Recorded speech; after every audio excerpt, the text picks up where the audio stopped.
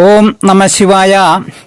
2025 May മാസം 14 തീയതി, കൊല്ലവർഷം 1200 ആണ്ട്, മേടമാസം 31 തീയതി, ബുധനാഴ്ച, രാത്രി 10:07 വ്യാഴം അഥവാ ഗുരു ഇടവം രാശിയിൽ നിന്ന് മിഥുനം രാശിയിലേക്ക് രാശി മാറിയിരിക്കുന്നു.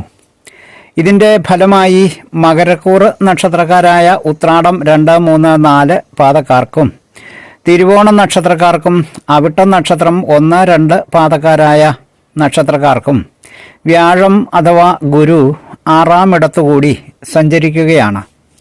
2026 ജൂൺ മാസം 2 തീയതി, അതായത് കൊല്ലവർഷം 1201 ആണ്ട്, ഇടവമാസം 17 തീയതി, അർദ്ധരാത്രി കഴിഞ്ഞ് 1:50 മിഥുനം രാശിയിൽ നിന്ന് കർക്കിടകം രാശിയിലേക്ക് വ്യാഴത്തിന്റെ രാശിമാറ്റം സംഭവിക്കുന്നതുവരെ, അതായത് 1 വർഷവും 18 ദിവസവും ആയ കാലയളവിൽ മകരക്കൂറ് നക്ഷത്രക്കാർക്ക് വ്യാഴം 6-ാം ഇടത്ത് സഞ്ചരിക്കുകയാൽ ഈ കാലത്ത് ജാതകർക്ക് ഇടപാടുകളിൽ എല്ലാം തന്നെ വളരെ സൂക്ഷ്മതയോടുകൂടി കൈകാര്യം ചെയ്യുന്നില്ലെങ്കിൽ ധനനഷ്ട സാധ്യതകളും എല്ലാ സമയത്തിലും അലസരായിരിക്കുവാൻ ഉള്ള താൽപ്പര്യങ്ങൾ വർദ്ധിക്കുകയും ഊർജ്ജസ്വലത നഷ്ടപ്പെട്ടു പോകുകയും മനസ്സ് നിരാശാപൂർണമാകുകയും പലവിധത്തിൽ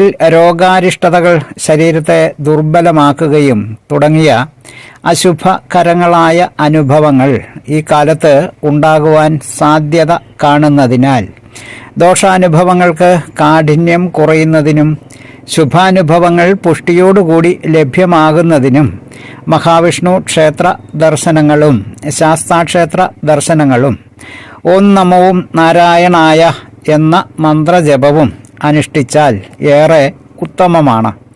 വീഡിയോ ശ്രദ്ധിച്ച എല്ലാവർക്കും നന്ദി, നമസ്കാരം.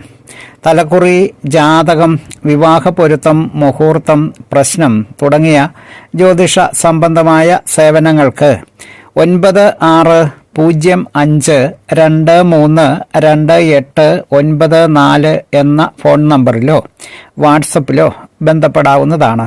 സ്നേഹപൂർവം, മോഹനൻ ജ്യോത്സ്യർ, ജ്യോതിഷ ആചാര്യ. ഓം നമ ശിവായ.